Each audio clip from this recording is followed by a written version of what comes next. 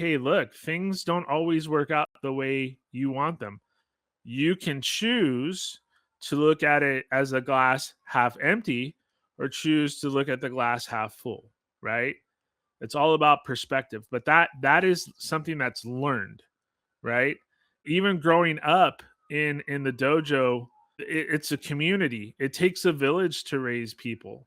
And I think sometimes that we forget that as well.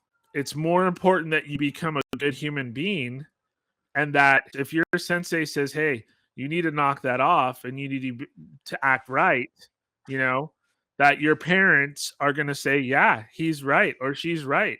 And there's that support. And I don't think that there is anymore.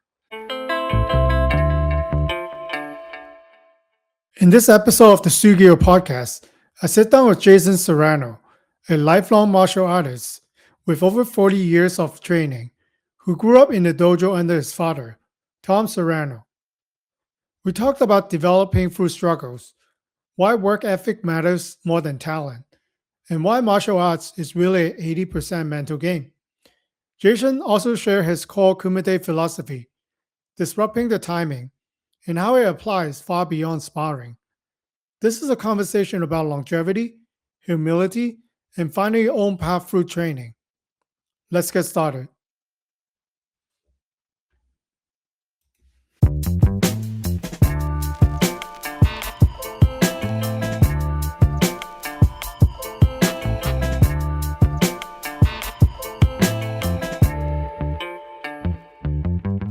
Hello, Sensei Jason. Welcome to the Shugyō Podcast. Hey, Swire, how's it going? Thank you so much for having me. I've been wanted to get you on for the longest time, and after 10 episodes, I think I proved it to you that I'm worthwhile speaking to. So I'm really excited for our conversation. Hey, man, you're hitting that Joe Rogan status right there, Yeah, thank you. Why don't we start from the beginning, the very, very beginning? I know your father, Tom Serrano, owns a dojo, and that's your early moment training in there. What does that look like? Can you walk us through, the early age of Sensei Jason training? First off, I think dojos are kind of like an extended family. Ever since I was a baby, I was in diapers, crawling on the floor and on the mats and stuff, and I just kind of grew up around it. My father, that's what he did. His entire life was run a martial arts karate studio in Pasadena. I always remember watching, the advanced classes at 8 o'clock at night, and I'm, 5 and 4, and just seeing these guys doing these amazing attack like techniques and moving fast and keying really loud, and you know the heat in that dojo was like fogged the windows, and it was just like I was in awe of it. And then just seeing my dad move around and explain things. I mean, he was an amazing teacher and an amazing martial artist. He was a Mm. one of a kind, and I am always honored and privileged to talk about him and to try to pass down the knowledge that he bestowed upon me. I don't think I do it as well as he does, but I do try. It was just, I remember wanting, like, when can I get out on the floor? I'm 4 or 5 years old, and my dad's like, no, he wanted to make sure that when I made that commitment and I knew it, that I was gonna follow through with it. Like, it wasn't just, he wanted to make sure I was mature enough and could handle it. And so at the age of 6, he allowed me to come in, and I started training at 6 years old. Wow. Um, yeah. So not something that you feel pressure to do it, but by watching so many lessons that you actually can't wait to get on the floor. Oh, yeah. I mean, I would, like, after classes, sometimes I'd go out and try to mimic some of the stuff, not knowing not Yeah. knowing what to do, right? Just trying to throw a kick, Mike Eddie or something like that, and Ki or something like that. Obviously at home, sometimes wanting to put on my dad's, uniform, or, his thing that's like draping me in a blanket, at such a young age, and trying to put his belt on and stuff.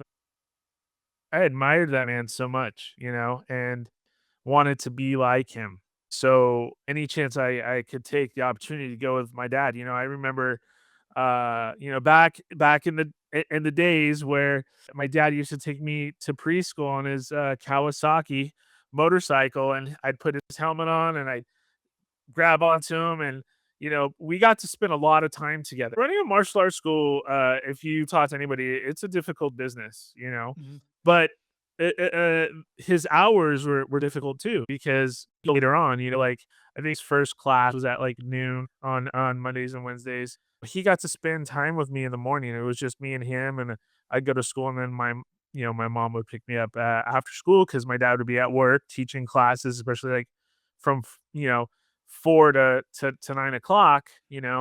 He'd be teaching classes, and a lot of times he wouldn't get home till like 10:30. I mean, he was there 6 days a week, Monday through Saturday, and it became a part. I was kind of born into it, and I think it was Yeah. just a natural progression to start, and I did. Were you taking it seriously from the beginning, or how long did it take you to get really serious into the actual practice itself? I mean, I thought I took it serious. I was working as hard as I could, and I was training, and my parents got divorced when I was, it's like 8 or 9, something like that. No, actually earlier. It was probably around 6 or 7. So 6 or 7 years old.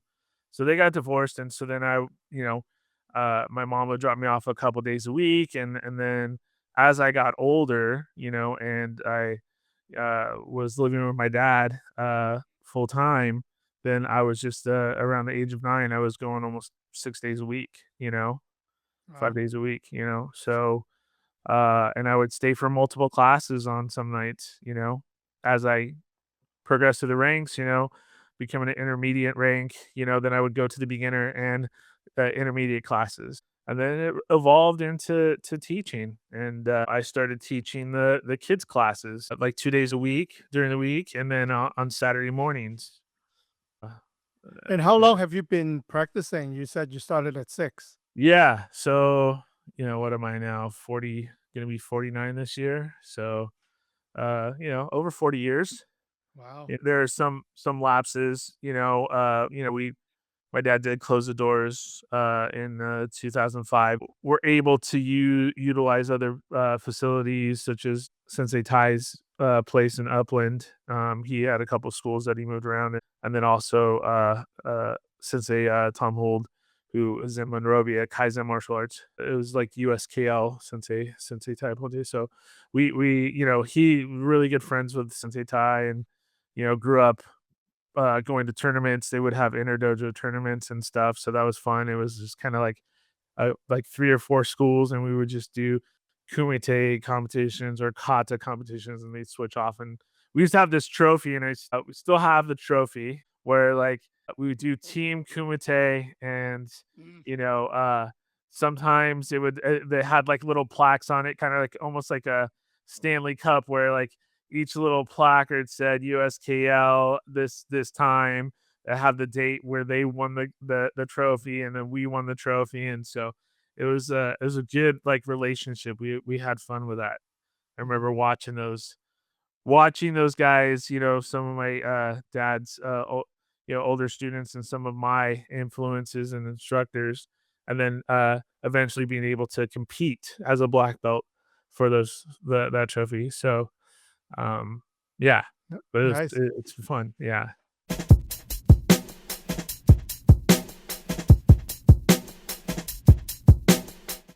I want to ask you about the story because it seems like when I talk to sensei who practiced for a long time and like you practiced for a long time, that it seems like the old days people train harder, people are more tough versus right now it changes a little bit. So from your point of view for moving through the 40 years of karate journey, what changed and do you notice anything different? I think my era was probably the last of that generation of uh people who, like, we would train hard, we'd get hit, and be able to kind of, yeah, there might be a couple of tears here and there, but you get back up, you dust yourself off, and you keep going. As a whole, our society has changed and has become complacent and not a lot of grit. And I think that Mm. that comes from not doing things that are hard, right?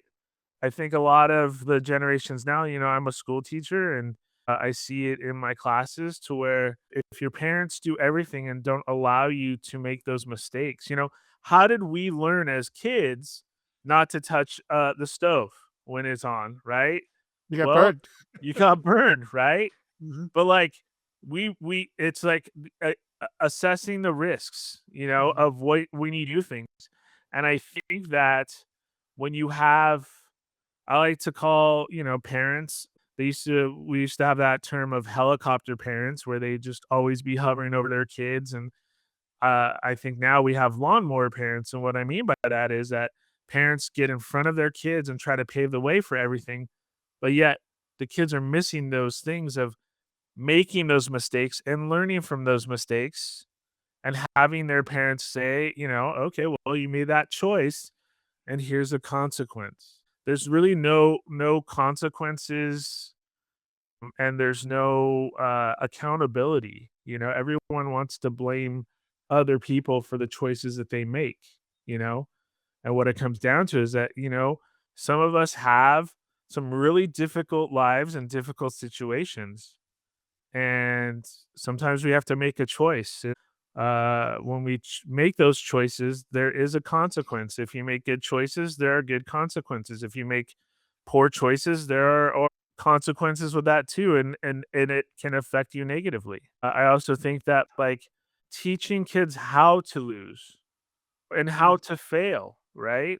It's okay to fail, and it's how you look at it, perspective. I learned how not to do something 10,000 ways to get to that way of doing it right. You know what I mean? Like, it's that path and that journey of like, "Okay, that didn't work out. Let's reassess and, like, what's another way I can do this?" mhm. You know? With all those things, I think you have to struggle, you have to get out of your comfort zone in order to grow. Without struggle, there's no growth, you know? Yeah, while you're talking, I'm thinking about especially for the parenting advice, and myself a lawnmower parent. I'm I'm going Uh-huh. through the examples where, as a parent, you don't want your kids to get hurt, right? That's given, Right. right? But a lot of times that we do too much that our kid are not experiencing that setback, because Yeah. I do truly believe that, especially when you're young, you should experience in a safe environment, right? So I'm not saying just push them out on the street, right? In a Right. safe environment, you do trial and error, right? You do trial and error. Sometimes you don't, especially we could tie it back to the dojo too, right? In kumite, you have to do it, and we encourage students to do it, right? So you get hit in the face. You get hit in the face. That means that you're not doing something right. That's why you get hit. Maybe you drop your hands, or maybe you're not moving your footwork. You're Uh, going back to the example that you were saying. You have to learn to fail sometime. Like if you all your life you're being on the top and you never lose, that means that either you didn't try enough or you're not being honest to yourself. I think people forget that those are learned behaviors, right? We have to learn that, hey, look, things don't always work out the way you want them. You can choose to look at it as a glass half empty or choose to look at the glass half full, right? It's all about perspective, but that is something that's learned, right? Even growing up in the dojo, it's a community. It takes a village to raise people. And I think sometimes that we forget that as well. It's more important that you become a good human being and that if your sensei says, "Hey, you need to knock that off and you need to act right," you know, that your parents are going to say, "Yeah, he's right or she's right." And there's that support. And I don't think that there is anymore. I've seen it or heard it from my friends who are teachers out in the schools, and parents are like, "Well, what did you do to my kid to make him act that way?" As opposed to saying to their child, "Now you did this. That isn't okay." You know? Mhm. You know what I mean? Yeah, It's yeah, I that. think this is a really good example, and I'm really Yeah. tempted to talk to you more about that because I think being at the dojo and being at school, learning the skills that we had, especially I'm a parent myself and I've been to all my kids' practice, competition. I noticed there are, other parents that really crazy, right? Right. My daughter used to play soccer, like it's kids' game. They think it's like the World Cup, right? Right. When the ref, which is also a volunteer, call a maybe questionable call, and then they run out and try to fight the referee. I think in Claremont or Upland, I forgot what it was, and actually a referee got hit in the head and he died. It's Yeah. crazy, Well, I think that that is one, it's a especially on those parents, like, what example are you setting for your child? right? And 2, it's parents living vicariously through their children because they weren't able to do and be successful. And so they feel like their shortcomings, well, my kid's going to be better than me, so I need to push him this way. Or I need to do this. So I'm going to act like this way. I'm going to talk to a ref disrespectfully because I'm there and I want you to do well.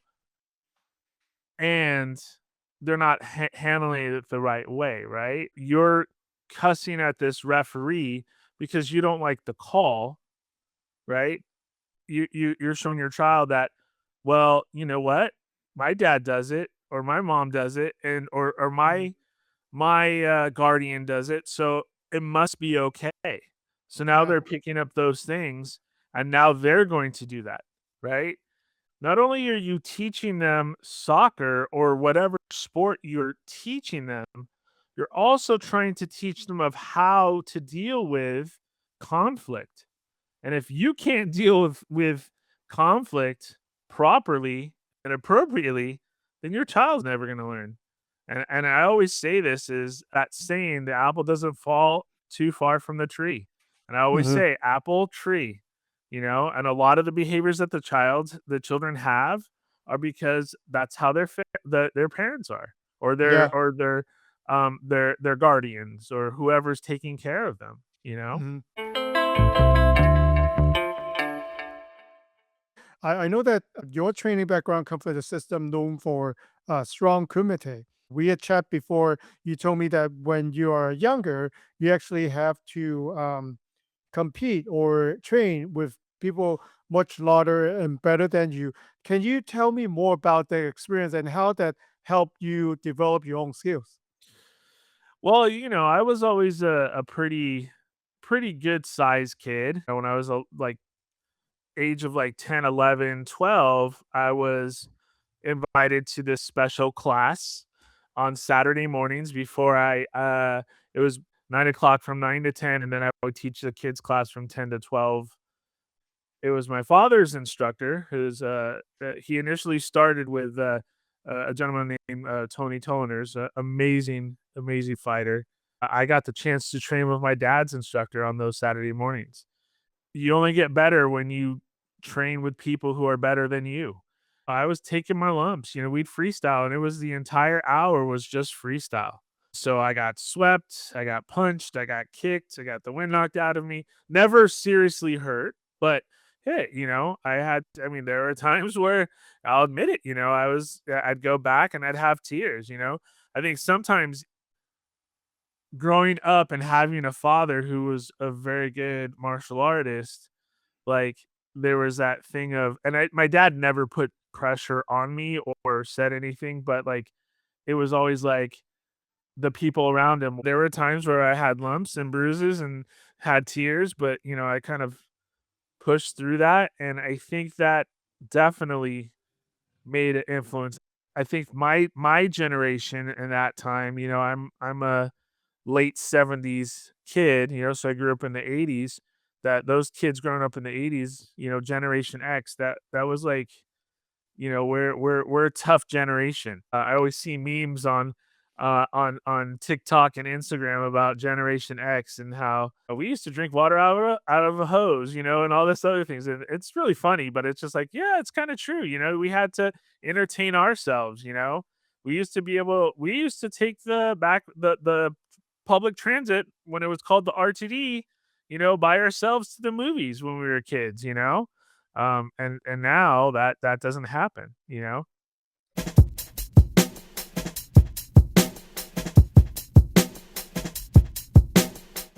Speaking of kumite, I've been attending your kumite class on Thursday night, I think over a year now.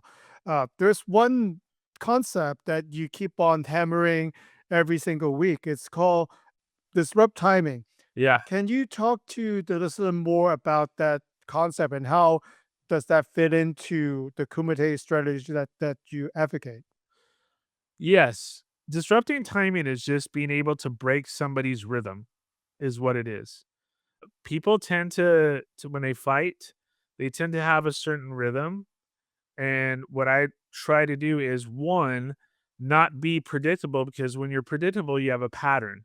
And when you have a pattern, then that's when you can get caught. That's what timing is, right? Is catching somebody when they're least expecting it or when they're moving forward or backward, like in the middle of their step, right? So disrupting the timing is just basically breaking their pattern, you know, to where you not having a pattern that they can figure out, right? A lot of the times disrupting the timing is being able to use fakes or feints or doubling up on an attack. The style that I train in, Gosoku Ryu, which is International Karate Association, we were known for our fighting, but we were also known for our sweeps. Like we really, I feel like we utilize sweeps and in a way that people know that when we're fighting, oh man, they're probably gonna use those sweeps, or man, I can see, man, that sweep was awesome. It's something that is a staple in our style. And trying to when you do a sweep and you can take them off their feet or just take them off balance, then you buy yourself some time to throw your attacks, right? As soon as they're stepping or sliding, they pick up that foot. As soon as they land, boom, you're taking that leg, right? Because if you know about sweeps, you know that you need to take them off balance, right? So if they're in a strong stance, you're not going to move them, or you're going to have to kick the leg or something like that. And sweeps aren't kicks; they should be done with technique, and if you do it right, and like kind of like the person doesn't even know what's happening. It's like, oh my god, I'm on the floor. And believe me, I've had some really good, including my father, sweep me. I'm just like, how did that happen? And you're like looking up on the floor and he's laughing and I'm laughing because I'm just like, that was just so clean. I barely felt you move my foot. But that's the experience and timing. And he caught me because I was giving him a pattern, and he saw the pattern, or he saw my movement, and he was able to catch me. He was really good at sweeps, man. Mhm. Really good at sweeps. So, For the record, I really like disrupting the timing. Like when you first taught me the concept, in the first few time, I would say the first 10 times, I don't know what you're talking about. But mhm. thinking of that, even I like to learn things that I learned in martial arts to see if they're actually applicable in my real life. I found that disrupting the timing works in sales, they Oh, works in okay. relationship, they Uh-huh. works in if you get stuck, if you feel depressed in life. All we're saying is, you mentioned it, right? There's a pattern of certain things. There's a Uh-huh. pattern people like to buy a certain thing. So you as a salesperson, your job is actually disrupting people's timing, the Uh-huh. right way. Then you could get the sales that you want. And if you're a relationship, if you kind of expected to play people play games, right, in relationship, right, you Uh-huh. disrupt that timing, then you Yeah. might actually get a better chance. Or if you're feeling stuck, depressed, whatever that you might feel not happy, maybe Uh, it's just your habits. Maybe it's just the way that you set up a certain things to put you into that way. Disrupt that timing, then you might feel better. So I think you should trademark that saying. Well, I'm sure I'm not the first person to think about it. It can be applicable. Martial arts, so it's kind of like a good segue into martial arts can be a part of your life. You can live, I like to say, and it's not so black and white, but there's people who take martial arts, which is great, and there's martial artists, Mm, right? And not one is better than the other, but they have different goals or objectives, right? A martial artist follows like a code, right? Like a Bushido code and a warrior code. Whatever they are taught, they try to infuse it in their daily lives, how they live their life. You can look at the Japanese and you can see that in their culture because it is part of their culture, right? And then there's people who are taking martial arts because they find it interesting and it's intrigued them. They want to find different ways to work out. Maybe they want to take it initially, take it for self-defense. mhm. And that's okay too, right? And then sometimes you can start just taking martial arts and then transition to being a martial artist and use and kind of, you know, infusing what you've learned not only in the dojo, but using it outside, kind of like you were saying about disrupting the timing. Now, I've also seen really great martial artists, and they're not very good people. So just because you're really good at martial arts doesn't mean you're a good person. You Yeah, know, you learn that over the years. And sometimes they're hard lessons, especially when it's people that you admire because they're so good at martial arts. But if you're not a good human being, and I don't want to be around you. I'll go somewhere else. And I think like you can tell a lot of. I've trained in different styles. I've trained in Brazilian Jiu Jitsu with Hadra Machado's a camp in Pasadena, and they are an amazing place. It's a place of learning, and you don't always get that. Sometimes you go to different martial arts schools, and it's just a Shark Tank. So it's like the people are just kind of beating on each other, and mhm. people who come in, they're like, "Oh, fresh meat," and that doesn't feel good, Mm, especially when you're the piece of meat, right? There's some really good martial artists in different styles, and they have that philosophy. They want to teach, they want to pass on that knowledge. No matter what martial arts you're taking, I think it's really important to kind of like go and see what you're getting into. How do the instructors treat the students? mhm. There's a difference between being strict, right? And being and belittling, right? And maybe that speaks to you, maybe it doesn't. I think that there's the beauty of martial arts is there's so many styles that, you can gravitate towards.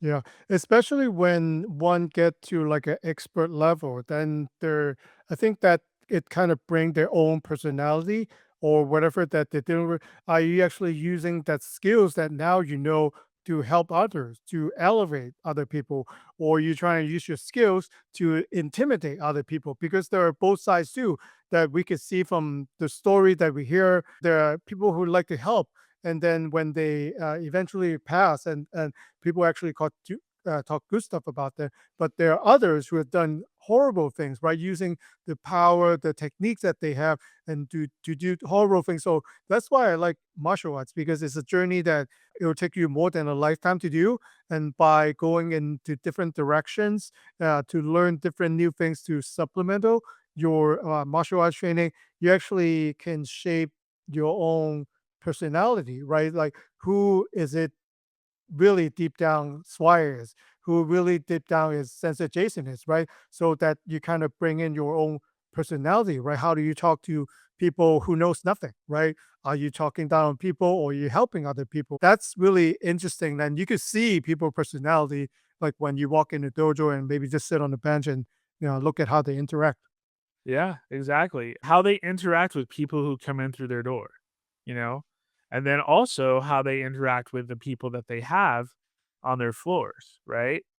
What kind of environment are they creating? And I think that that's the thing about being a part of a dojo. We're tribal people. We don't do well being solo, right? That's just naturally we're pack animals, right? And I think that always looking for those connections, and we connect with each other through martial arts, and we share kind of like same interests as the culture, right? Same interest, and hopefully the same values. And when you can find a place like that, it's an amazing experience. It really sticks with you.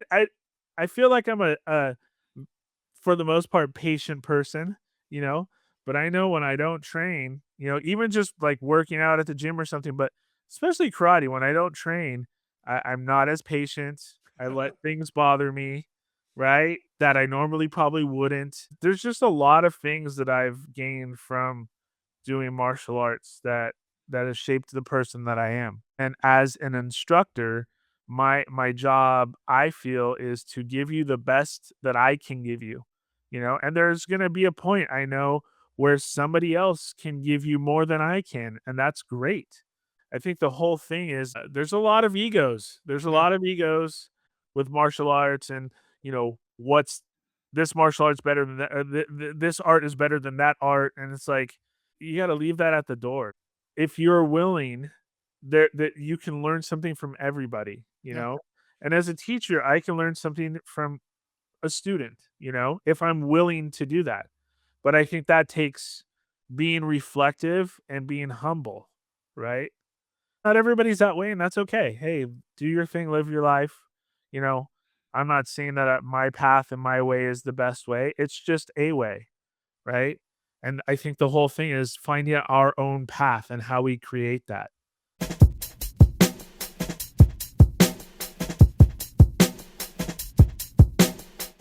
I love that. As So for listener, I know it's kind of hard, like wasn't there at the dojo and then that wanted to break the cycle, right? They want to disrupt the timing. Like, so how do they develop so then they could self-reflect that, I'm in a pattern, so I need to break it. Is there a general guideline that you could suggest that people to look in their own training? training and practicing those things that are challenging, Mm, that are hard for you, knowing your strengths, right? But also practicing on those things that maybe you feel you're vulnerable to, or the weakest link in your armor, right?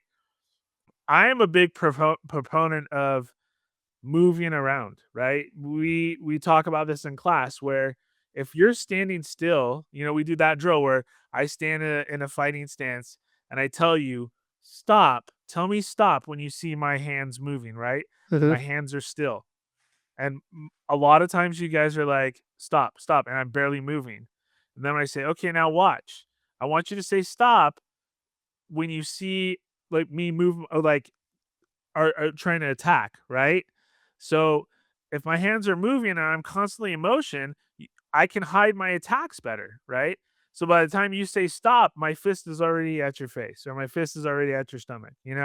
So like I think with that is being able to be fluid and move, being able to be like water, right? Being able to adapt. I think a lot of times that people get stuck in how to do things, that they're not open to other perspectives, right? And I think that only hurts your learning from you learning things, right? That's that closed minded. You want to be open minded. And I feel like that if you're open minded, then you have that ability to grow, right? How do you get better? A lot of it is doing techniques over and over again, right? Trying to get your time and trying to know your body, right? And then practicing those techniques with another body, right? Of someone's, different heights and whatnot. So distance. I believe like distance, knowing your distance, knowing their distance, where they can attack you, where you can attack them. But movement, footwork is key in disrupting timing and moving around and not letting people kind of settle into their stances or settle in and being able to react a certain way, you know? Yeah. Because in Yeah. a perfect world, everyone can do their yakusuki, reverse punches perfectly. But then if you're on the move or if you are maybe out of balance a little bit, then we're less effective. So I think what you're saying is the more that you could practice the same technique, maybe in different environment with different opponent, right? Different situation, really, too. Yeah. And you could just be so much better with the same skills as the other person, right? If we could only do reverse punch, right? Yeah. The more you're willing to try things and experience, the more you find out, well, what is working and what's not working. And if it's not working, then okay, how can I reflect, analyze it, and then make it work? And maybe there was a good idea, it was a good concept in your head, but it's not practical, right? Absolutely. And so it's like, well, if it's not practical and it's not working for me, then why am I still practicing it? Let's go, let's move on to the next thing, you know? And then also like having feedback from your instructor, or maybe you're doing something that is throwing your timing or technique off, you know? Mhm. A lot of reflection, a lot of like analyzing and reflection when I'm teaching, when things happen or when a technique is not working. Okay, how did you feel? What did you notice about your body and your movement? Well, I felt a little off and I couldn't turn my hip all the way around and rotate it. Oh, Mhm. okay. Well, let's look at it. Okay. Now, it could be your stance. Your stance is too narrow. You don't have enough width. When you're moving in a line as opposed to, move shifting your weight and moving offline or off angle, There's so many things that can happen, but, like, kinda coming back to it or, like, how did it feel, right? And, okay, now how can we improve on that? Yeah. You also mentioned that martial arts is 80% mental and 20% physical. What does that really mean in your experience? You should be able to use your mind, your brain, right, when you're fighting. You're not just throwing things, you're not just trying to smash all the time, right? And trying to just throw power moves, right? You have a little bit of a game plan. Now, you're fluid because if that doesn't work, okay, I got this. I got Mhm. this other technique. If my lead hand doesn't work, my reverse punch is coming right after. If that doesn't work, then I'm going to throw my getty, with my back leg. If that doesn't work and the person gets me, then maybe I angle a little bit or maybe try to throw a sweep or something else. Like you're always constantly trying to see how can I be effective with my technique? And if that doesn't work, I have this. You're playing chess, not checkers, right? You're trying to be a few steps ahead before you even do those moves, right? And that comes with practicing those techniques, practicing with other people, having that body in there. And then once you're getting it and you have the reps in, then trying it, you know, when you're freestyling. Is it effective? Right? I've seen people who are 5'4" just manhandle guys who are 6'5". Wow. Like, how is that possible? Right? Mhm. Okay. And a lot of it is the training, the discipline, and the technique, right? Technique is everything. If you can't do it properly, then it's not gonna work out for you, right? Mm. So really focusing on techniques and drilling a lot. And I saw that even in when I was doing Brazilian jiu-jitsu, drilling a lot, drilling arm bars. How do I get the position? How do I move my body? How do I get my leg over their head, right? What am I doing with my knees? You know, and then when I stretch out the arm, how's that happening? And okay, now I got that move, but what happens if they counter that move and they move around it or they're able to pull their arm out or they go a certain way? Well, okay, now we got to drill that. What do I do? A lot of it is just technique and drilling and drilling and drilling and drilling and drilling 1,000 million times, you know, until it just becomes a natural part of you. Like you don't even have to think about it; it just happens. Mhm. But you cannot get there without having the foundations first, understanding body mechanics, and then and being efficient with your body mechanics, and then being able to execute the technique, on a person who's moving around who expect what you're doing. How can you have that advantage? And that's Yeah. where that philosophy goes back to disrupting the timing, doing those things that people don't expect, right? You're able to kind of like camouflage as as you're putting out your technique, I take this analogy as like when you're trying to always swing for home runs, you miss the ball entirely. Right. But it's those people who are successful that are just wanting to make contact with the ball, right? And that's all about technique. And if you have that good technique, that good swing, right? And you just let it go, right? And you effortlessly, then you can hit that home run, but that's not your end goal. Your goal is just get on base, right? So Mhm. my goal is to just get you off balance. My goal is to get you to think about moves and kind of react to them, and then me coming up with something else, right? It's a lot of being able to anticipate things and then also being able to be fluid enough to adapt, right? You have to be adaptable. When you go to a tournament, you've never faced this person, right? You've been practicing this technique and all of a sudden it doesn't work out. You get jammed up or something, Mhm. right? And then you have to switch your feet or adapt or move a certain way. Fights never go the way that you want them to go, Yeah. right?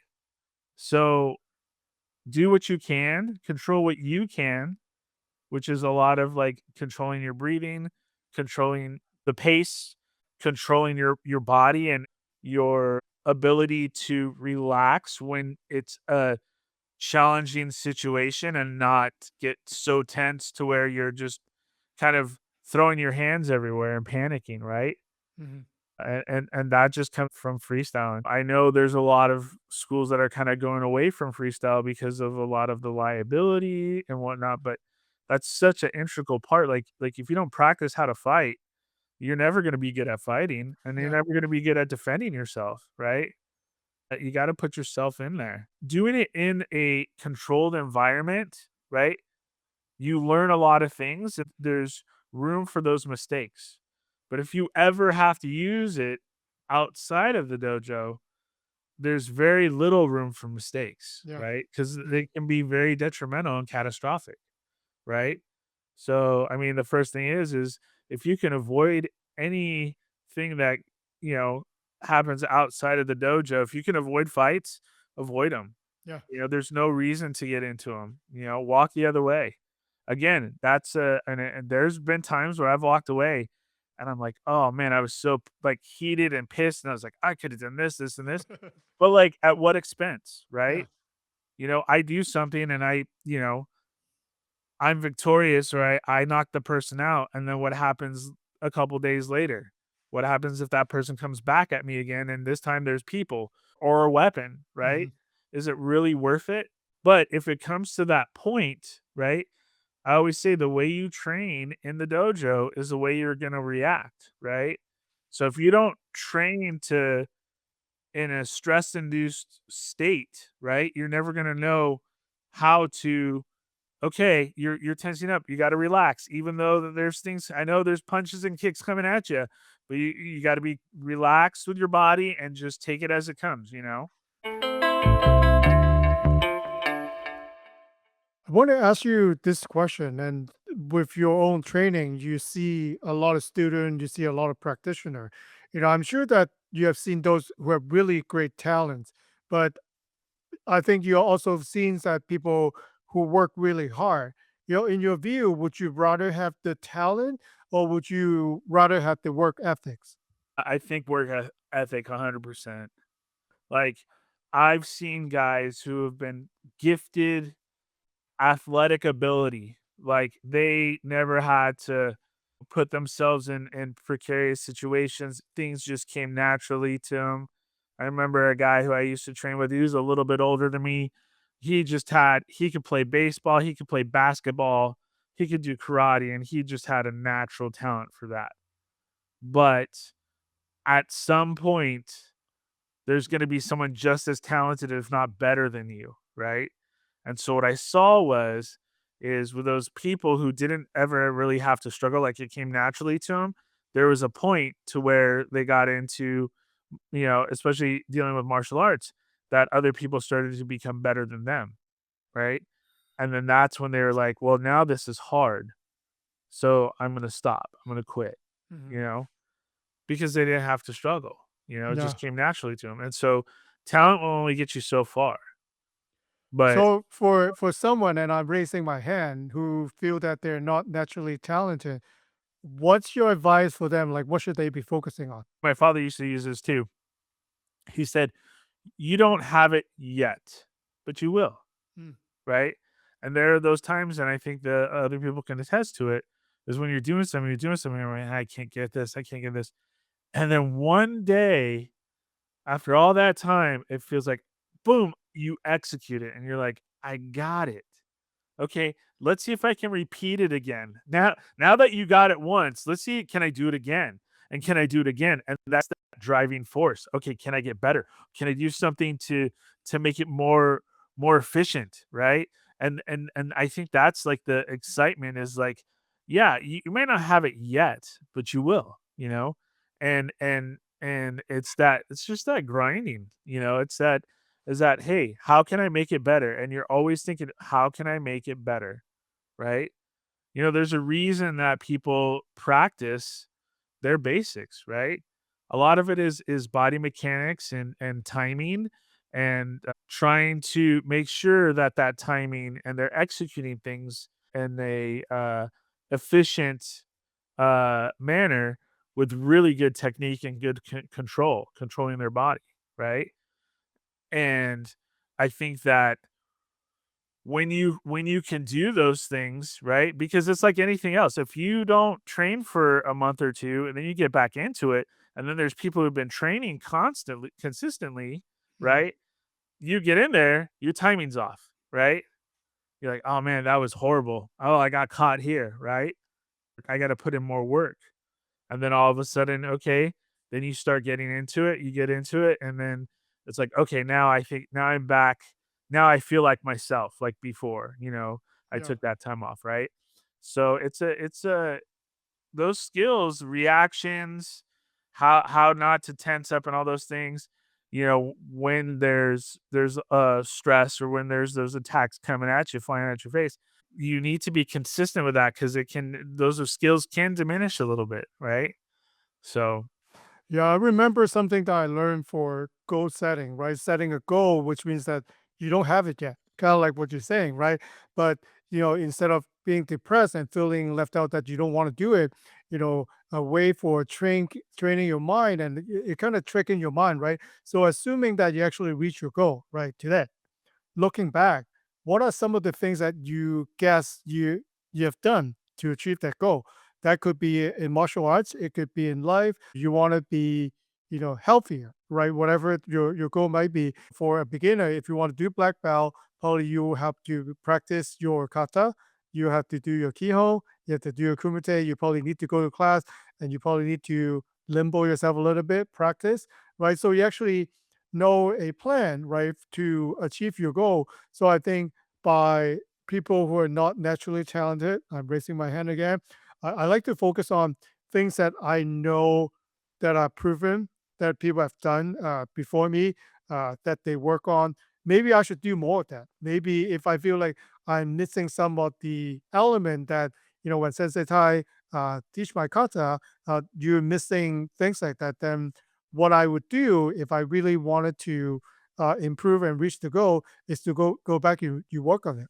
Because if your instructor point out things you need to work on and you don't work on it, then don't complain that you're not getting better. yes, and also, that instructor is taking time out to try to help you to get to grow your skills, and I feel like that's kind of like a slap in the face if you're not doing those things, right? Because 'Cause they're And taking why that why time. do you go? What? Because I mean, back in the day, if an instructor wasn't giving you that criticism, it was like, "Oh, man, he didn't spend any time telling me something." Some people thought of like, "Oh, yeah, I must be doing it right." No, he's giving those people "Hey, you need to do this. You need to continue to do that," because that instructor sees something in you and wants you to be better than what you are, right? Mhm. And so, like, that's sometimes how it used to be. It's like, I'm not gonna give you any of my time if you're not gonna work in my class, right? You have to be worthy of that. I never experienced it. I saw it in other places, Mhm. but I also I also wanted that feedback for Yeah. so I've always been that type of person, even in school and stuff like that. Like, and even at work, if I'm not doing something right, please tell me. I want to know, so that way I can do it right. It's kind of like if I'm doing this technique wrong, and you're seeing something, if I'm telegraphing, if I'm, raising my shoulders when I do that punch, or if I'm throwing that elbow out when I do that punch, like let me know because I want to make sure that, oh, okay, I got to keep that elbow in when I'm punching, I don't want to telegraph, I got to keep my shoulders down. I got to relax, before I throw an attack, I got to move my feet. If I'm not doing the things that I'm supposed to be doing, I want to know because Mhm. I want to get better, right? I want to get better. And That's so a unique mindset that you have too, Sensei Jason, because I've known other people whom I trained for a long time because they're so accomplished, right? They've been training for so long and they have their whatever degree and status that they have. If someone else point out that they might need to improve on something, they take it the wrong way. I noticed that sometimes, like maybe the higher that you are, the more skill level that you are, like they're not willing to accept change or suggestions. I think it comes back to that being humble. And I learned that. I learned that from my instructor, right? I learned that from my father. My father, he got up to sixth dan in Gosoku Ryu Karate, and he started probably earlier. Probably he was like fifth degree black belt. He started at white belt in Kubudo Wow. and weapons, and he got to I think he got to Nidan and Kubudo in that style that he took. He did EI and he started from the beginning. And I'm thinking to myself, if that man who's had over 40 years of training and is a sixth dan in a style can start at white belt, I got no excuse, right? You know? I mean, he was that type of person, you know? He wanted to learn. He was he was a student as much as he was a teacher. And that's the thing that to me made him special, you know? And I'm biased, he's my father, but I also think like, look, when my father passed away, we had a celebration of life. There had to have been over 200 people at a celebration of life, and there were people standing for over an hour Wow. until we finished. Standing. Like, that says something about the impact this man had, not only in karate, but in his other in other arenas that he was a part of, right? They respected it and revered him so much. And it's like that's a person that I'm proud to know and be a part of. I've always thanked like I feel fortunate to have had that type of influence in my life. Not everybody has that, right? If I can be that person for somebody, then I welcome that, I take that on because I value people. That's me. And if there are people who whatever they want to do, if they want to get better and I can help them, I'm going to help them. But I learned that, you know, Yeah. I Thanks for learned that. sharing that. I think the saying goes is you have to empty your cup to try my cup of tea, right? Yeah, You have to bring in an empty cup because if your cup is all full, then you're good. You don't have to come. right. Exactly. Exactly. So, yeah, it's that humbleness that sometimes people lack, and sometimes or maybe they forgot about it. They Mhm. forgot what it is to. To become a beginner again, it's tough Yeah, sometimes, like exactly. because you have your status, you feel good. People Yeah, call you master, they call you sensei or yeah, whatever social status that you have, and then you walk right. into a new activity, whatever that it might be, then you're the newbie, right? And You're some people nobody can't take knows that. you, Yeah, right? Nobody knows you. yeah, Nobody cares, yeah. right? So All it's your like titles are gone, all your acronyms are exactly. gone. Yeah, Yeah, yeah, some people couldn't handle it. yeah. It's not just martial arts, it's just in life, right? They wanted to feel good, they're highly educated, they have all this acronym, and then they sometimes they're afraid to try something new because they know that if they go in there, they become a beginner again. Yeah, they're afraid that they're gonna be bad at it and they're gonna fail, You know right? what And they don't wanna what do what we that. say to them? We should tell them you have to disrupt your timing, right? Yeah, exactly.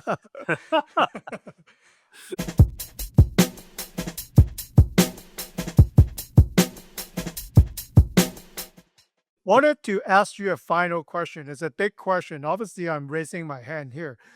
As we get older every day, how does your approach to training and sparring change, right? Can you touch on that? And are there any advice that you could share to the listeners? Well, I think that as I've gotten older, there are some things that I've had to realize. When I was in my 20s and 30s, I could get out, hop on the floor, and spar without even stretching, you Hmm. know? Now, if I want to train and I want to spar, I have to take care of myself. I have to warm up. I have to stretch, right? I think also just, you know, going full bore and hard, right, isn't always the best policy, right?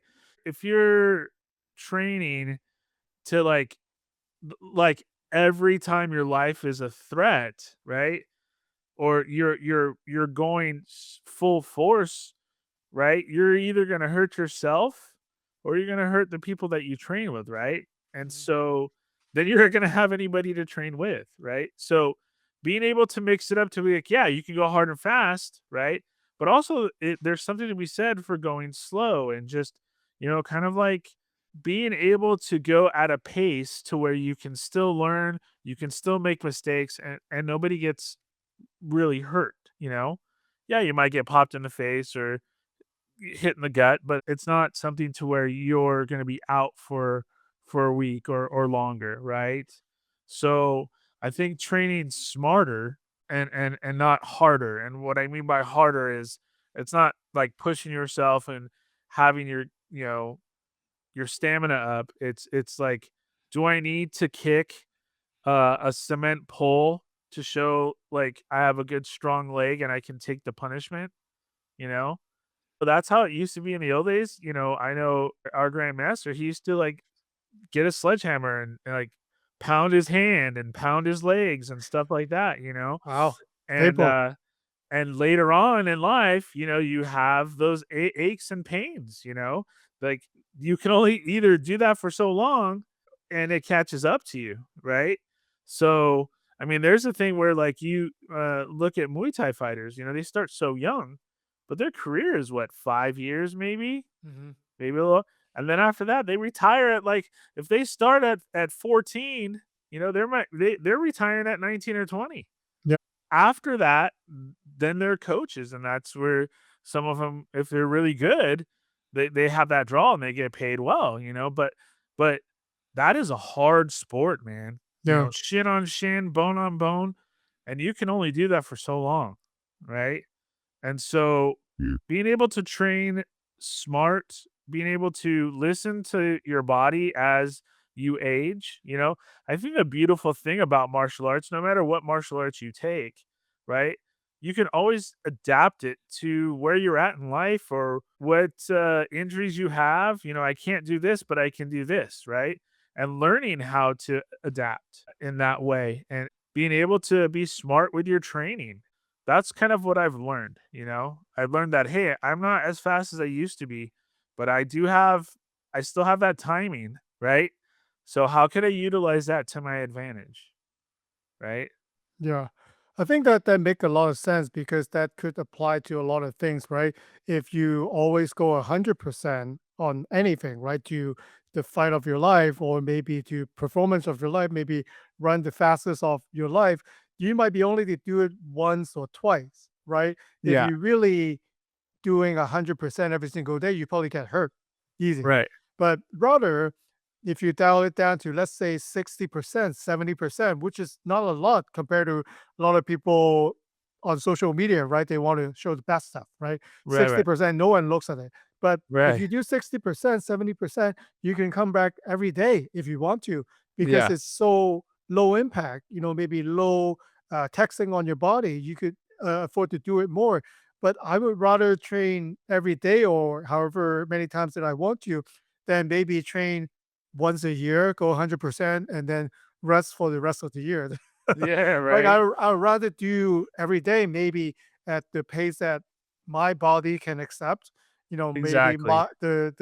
maybe my really feeling, going by feel here, that you are allowed to do, but then you go more often, and then maybe, yeah, your progress might be slower, but then you can't build a greatness in one day, right? It takes time. It takes time. That's Yeah. why the grandmaster in the old days, they always old, right? Because they work for their lifetime for that.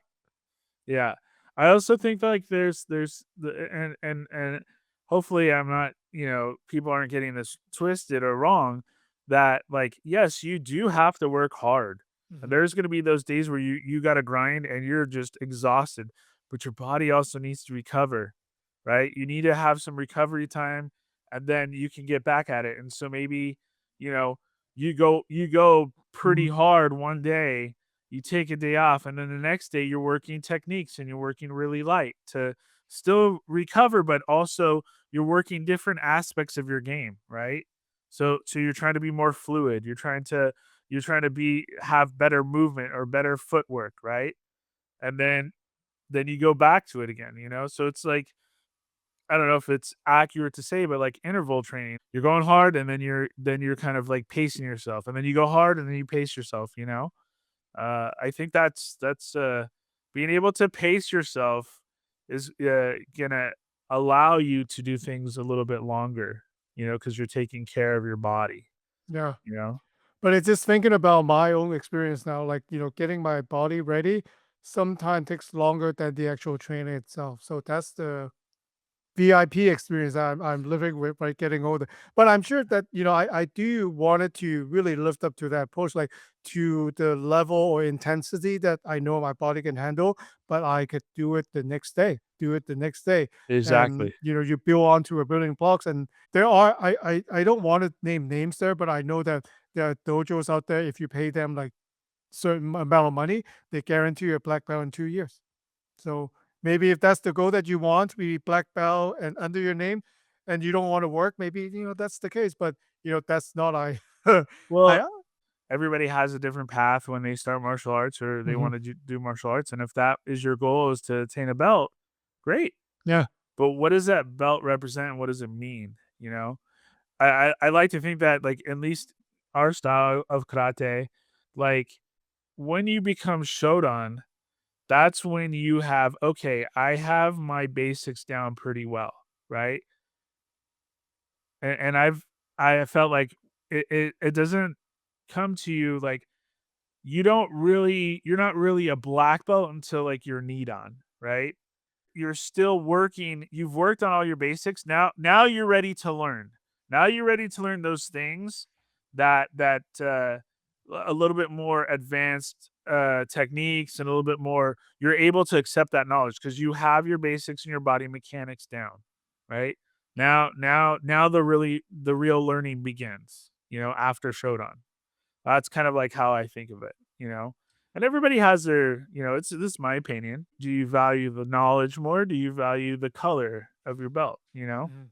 And that's something that people have to kind of figure out on their own, on their path and journey, as they take whatever martial arts they're taking.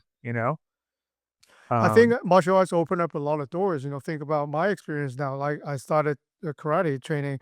Now I started this podcast. So it all came from me walking through that dojo the first time, right? And then now there are a lot of new interests, things, area. I think the journey that opens up there, actually a lot, what we call, like my son call it, the side quest, the side uh-huh. story, right? This is your path, but then along the way there are a lot of things that you could pick up, right? You could become a historian in karate. You could be, me talking, in the air, right, for information, or you could actually learn how to be a better human being. Or if you really want to teach, right, when the time comes when you have experience, you could be a great teacher, right? So there are actually a lot of side quests. Or if you want to be better at kicking, then you kick more, right? If you want to get deeper into kata, then that's what you spend your time on. So I think there's no right or wrong. It's just how that fits into your personality and obviously how much time do you have, right? So we can do everything at the same time. So pick and choose. I get you get kind of tie into getting older, right? You got to pick and choose the things that you really like to do. And unfortunately, there will be things that you cannot do. And then you should be okay with that. Yeah, I think it's just coming to the realization, and I don't think I ever had a hard time with that. I think that, some people have a hard time with that, like, getting old and like, "Oh, no, I can do this. I can do this flying, They want jumping, to spinning prove kick." something, right? They Right, want to prove exactly, like, something. I still got it, right? And, like, okay, like, if that's how you want to view it. But I think when you're realistic about things and you take care and you listen to your body more, then you're able to continue to train and still be healthy, right? And still and not be injured, right? And you're training smarter, right? You have to train smarter. I think it's just having that again, being humble and realizing where you're at. I think it's a beautiful thing as you there's a reason why when you get older, if you're open to it, you have more experiences. And when you have more experiences and you have more life experience, you tend to have things and knowledge that younger people don't have, you Yeah. know? And I think a lot of times younger, we were like, "Oh, I'm grown. I know everything." You know what I mean? Like, I think we've all been there, right? I think it's kind of that thing of like, if you had the youthfulness and the wisdom at the same time, right? I don't know if you would appreciate either one as much as you do, right? I think that there's a reason for it as you get older, you have more experience, you become a little bit wiser. Now there are some young people who are just amazing in the way they think and their mindset Hmm. and Yeah. stuff. There's some outliers out there, and I don't ever deal in absolutes. I think that that's kind of a disservice to yourself, because when you're deal with absolutes and being finite, then again, there's that closed-minded and rigidness, right? But if you're open to things, you're able to accept things, then you're living your life to its fullest potential because we only have so much time here, right? Mhm. Our time is finite. So, and you never know when your time is. Trying to get the most out of the time that you have, I think that's a good life well lived. And I think that kind of mindset also goes with your training in martial arts and being honest about yourself and the abilities and the things that you need to be aware of in order for you to continue to practice. For a listener who may wanted to learn more about what you do, what's the best way to connect with you? On Thursday nights, I teach a class at 7 o'clock. The Defense Arts Center in Upland, California. You can always come by, and I'll be there on Thursdays. Apart from that, I don't really do a lot of social media or stuff like that. If you're ever interested, please come on down.